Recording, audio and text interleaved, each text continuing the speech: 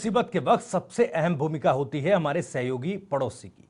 ऐसे में भारत और चीन के बीच हालात अगर युद्ध के मुहाने तक पहुंचते हैं तो वैश्विक पटल पर आखिरकार प्रत्यक्ष और अप्रत्यक्ष रूप से कौन किसका साथ देगा, इस रिपोर्ट में समझिए।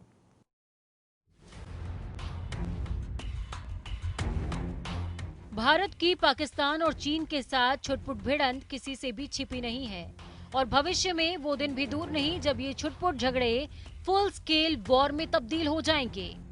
और ड्रैगन इस बात को न सिर्फ बखूबी जानता है बल्कि उस दिन के लिए तगड़ी तैयारी तक कर रहा है। अब वो तैयारी विश्व पटल पर क्या है, ये जानने के लिए आपको वैश्विक स्तर पर भारत के अन्य देशों के साथ रिश्तों को समझना होगा।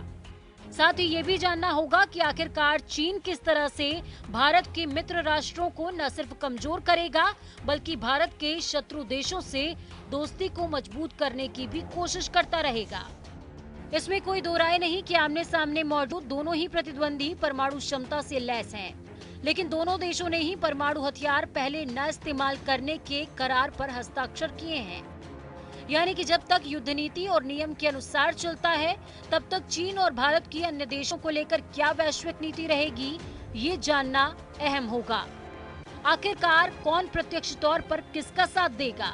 सबसे पहले बात पाकिस्तान की, जो कि भारत का कट्टर दुश्मन है और चीन का हर दिल अजीज दोस्त, जिसके जरिए ड्रैगन समय समय पर आग उगलता रहता है और पाकिस्तान के सारे उत्पाद का पक्षधर भी है। अगर युद्ध के हालात बनते हैं तो पाकिस्तान बिना किसी सवाल के चीन का समर्थन करेगा, तो वहीं दूसरी तरफ एंटी पाकिस्तान होने और भारत की दोस्ती के नाते अफगानिस्तान भारत का साथ देगा। तो वहीं बात अगर भारत के अब तक के सबसे वफादार दोस्त और पड़ोसी नेपाल की करें तो मौजूदा हालातों और नेपाल के सियासी संकेत चीन की ओर होने का इशारा करते हैं। लेकिन भूटान भारत का किसी भी तरह से सहयोग करेगा, इसमें कोई दो राय नहीं है। लेकिन तुर्की की पाकिस्तान से खासी नजदीकी उसके चीन की तरफ होने का प्रमाण है। लेकिन भारत के पास तुर्की की सबसे अचूक काट इजराइल के तौर पर है, जिसने पहले भी भारत का साथ दिया है और इजराइल के हालात भी भारत जैसे ही हैं। इजराइल भी अपने पड़ोसी देशों और आतंकवाद से परेशान है, तो धार्मिक और राजनीतिक संबंध पाकिस्तान से बेहतर रखने वाला इजिप्ट पाकिस्तान से अच्छे संबंधों के चलते चीन का साथ दे सकता है। लेकिन इजिप्ट का भी बड़ा और अकाट विकल्प भारत के पास जापान के तौर पर है। जापान के चीन के साथ संबंधों की कड़वाहट जग जाहिर है और जापान ने पहले भी चीन पर युद्ध के दौरान जीत हासिल की है। साथ ही पिछले कुछ समय से भारत और जापान के संबंधों में प्रगाढ़ता आई है।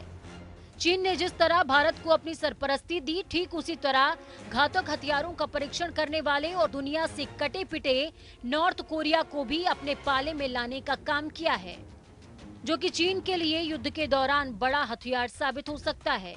पर ऐसा नहीं कि भारत के पास नॉर्थ कोरिया का कोई विकल्प नहीं। भारत के पास नॉर्थ कोरिया का काट फ्रांस के तौर पर मौजूद है, क्योंकि फ्रांस भी कट्टर इस्लामिक आतंकवाद से परेशान है। फ्रांस ने पहले ही कई धार्मिक अंधविश्वास पर सख्त रुख इख्तियार किया है। फ्रांस भारत की युद्ध के दौरान सैन्य क्षमता से लेकर आधुनिक हथियार तक हर तरह की मदद करेगा। साथ ही जब युद्ध में नॉर्थ कोरिया चीन को समर्थन देने उतरेगा तो दक्षिण कोरिया भारत के पाले में खड़ा नजर आएगा, क्योंकि दक्षिण कोरिया के भारत से संबंध बेहतर हैं।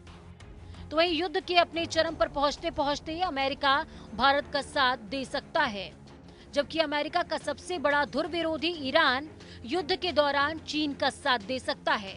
इसके अलावा तुर्की और पाकिस्तान के सहयोगी देश हैं सीरिया, लेबनान और कुवैत। ये भी पाकिस्तान और तुर्की से अपने मौजूदा संबंधों के चलते चीन का ही साथ देंगे।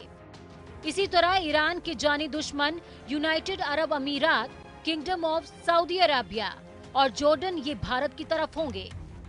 तो दूसरी तरफ अप्रत्यक्ष रूप से रूस कभी भी युद्ध में शामिल नहीं होगा और अमेरिका अगर भारत का साथ देता है तो रूस चीन का साथ दे सकता है।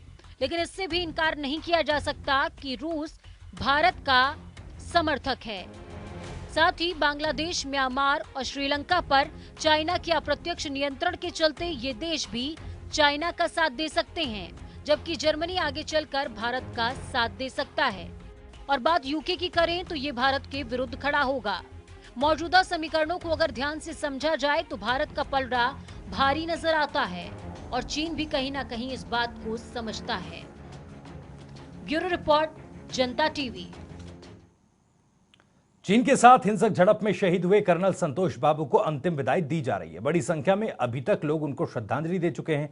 अभी श्रद्धांजलि देने का सिलसिला जारी है। जानकारी के मुताबिक कर्नल बी संतोष बाबू के पार्थिव शरीर को विशेष विमान से बुधवार को हैदराबाद लाया गया था, जिसके बाद उनका पार्थिव शरीर एम्बुलेंस से उनके गृहनगर सूर्यापेट ले जाया गया। आपको बता दें, कई राजनेताओं और अन्य लोगों ने शहीद सैन्य अधिकारी को श्रद्धा सुमन अर्पित किए।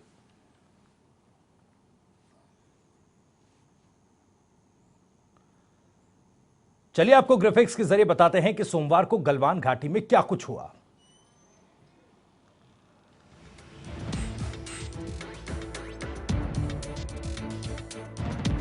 दल बिना हथियार गए थे भारतीय सैनिक। इसके बाद सेना हटाने पर सहमति पर बात होनी थी। चीनी सैनिकों ने बोल्डर पत्थर से हमला कर दिया।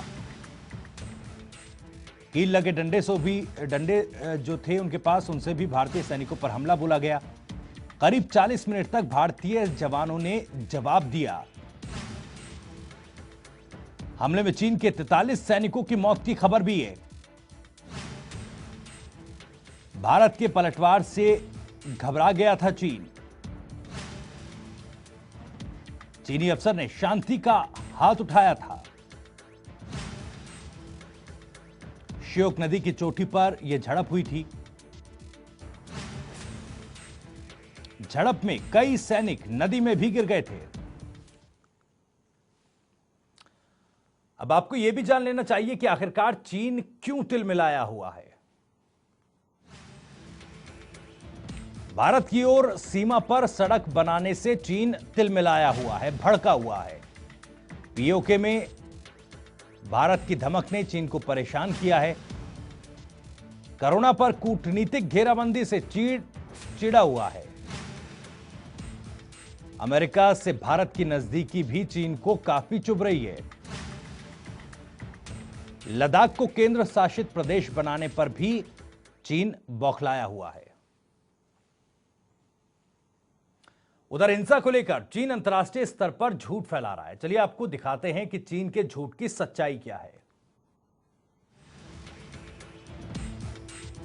तो झूठ, भारतीय सेना ने 2 बार घुसपैठ की, चीन की तरफ से कहा गया। और सच क्या है? बातचीत के लिए चीनी कैंप गया था भारतीय सैनिकों का दल।